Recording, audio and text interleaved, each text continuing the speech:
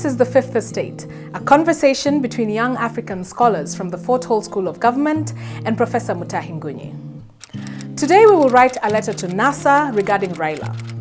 Raila has told us that Jubilee should go home, but he has not told us what he will do with the country if Jubilee goes home.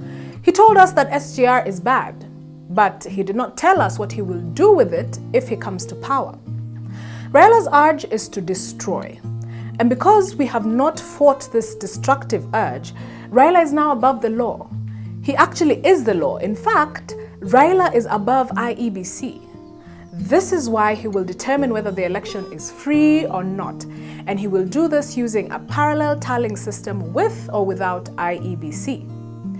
We write to NASA, therefore, to stop this man for the love of country. More so because he told us if he loses, he will not go to court. He also told us that a peaceful election is not a priority to him. This is why we write to Kalonzo and Mudavadi. We are reluctant to discuss Joho in this letter, but history compels us to do so. Joho told us that the government wants to assassinate him. Then we asked him to dust off his D- and do some reading. Specifically, he should familiarize himself with the concept in law known as cui bono. The concept is very simple. If you go to an assassination scene, the first question you must ask is this: who benefits from this assassination? Once you determine the beneficiary, this will lead you to the killer. In the case of a Joho assassination, the question is this: who benefits? Is it Uhuru or is it Raila? Who would benefit from the violence resulting from such an assassination? Joho is right in discerning his assassination. However, he should study who his enemy is, and in so doing, he should borrow from two historical records. 1. Revolutions are known to eat their own children. Joho is no exception. 2. Tensions in the 2007 post-election violence were raised when 2 MPs were killed mysteriously. The question to Joho, therefore, is this: who benefits from his assassination? Let us now turn to the letter to Kalonzo and Mudavadi. Dear twin brothers, you share a history. One, you were both vice presidents. Mudavadi was the 7th vice president under Moi, and Kalonzo was the 10th vice president under Kibaki. And you occupied these positions through peaceful and legitimate means. On his part, Raila became prime minister because of war. He was a beneficiary of war. 2. Both of you supported Raila and lost.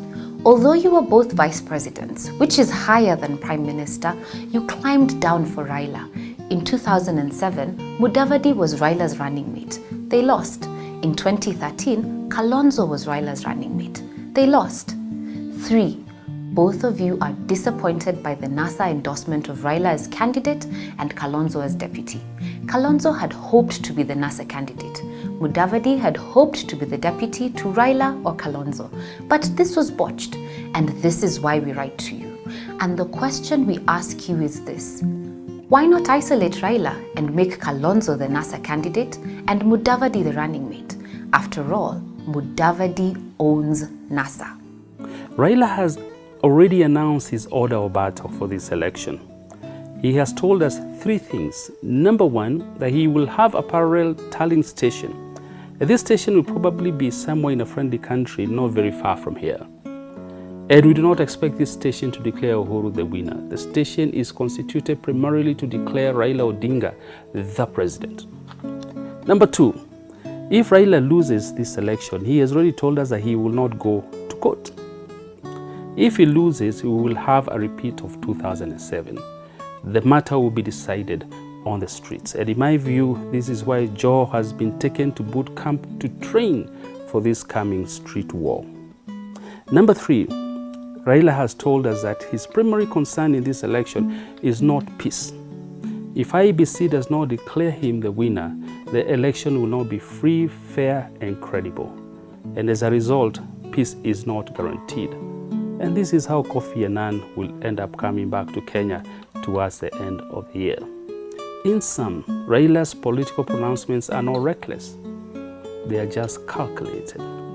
They are a subtle declaration of war. And this is why NASA should stop him through a Kalonzo Mudavadi ticket. This, in my view, is the ticket to peace. Dear NASA people, we stand for country. My generation is country. We speak to you as young people in our 20s. We speak to you because we are country. We're not angry about corruption. No, we refuse to be toyed around with. NASA is corrupt, Jubilee is corrupt, period. In fact, you NASA people have a higher appetite for corruption than Jubilee because you are broke. Once in government, you will eat corruption like a nonsense. But why are we angry? We're angry because we are young, and we are young because we're hopeful.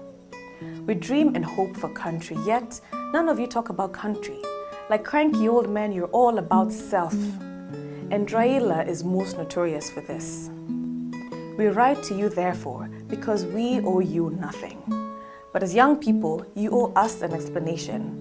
If we are in our 20s, and Raila has run for presidency for the last 20 years unsuccessfully, he is not doing it for country, he is doing it for self. And this is why you should retire this cranky old man. We stand for Kalonzo and Mudavadi. We stand for country. Dear NASA people, a new political order is coming. And we will recognize it when stupid ideas hit our politics.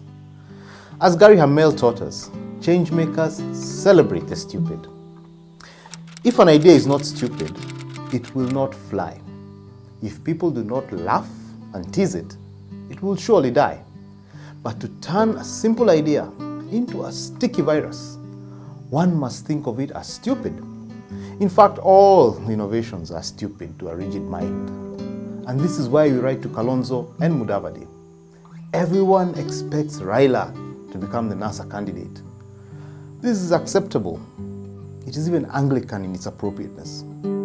But to revolt against it is nothing short of stupid. And this is what we are inviting Kalonzo and Mudavadi to do. Kalonzo should be declared the NASA candidate, and Mudavadi his running mate. Everyone will laugh at this idea. But like a virus, it will get into our system without warning. It will spread silently. People will talk about it. Others will be irritated by it. But in the end, it will take over the system. And this is how NASA will win. Dear NASA people, Kalonzo and Mudavadi are like the 4 lepers in the Bible.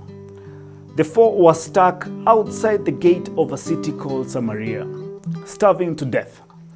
In their state, they had 3 options.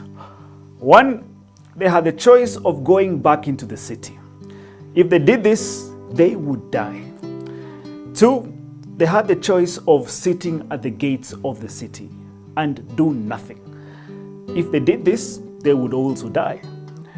3, they had the option of marching into the enemy camp in Syria and chance for food. And so the lepers decided to take the chance. They headed into enemy camp. But as they got there, the Bible says that their footsteps sounded like a huge force of cavalry.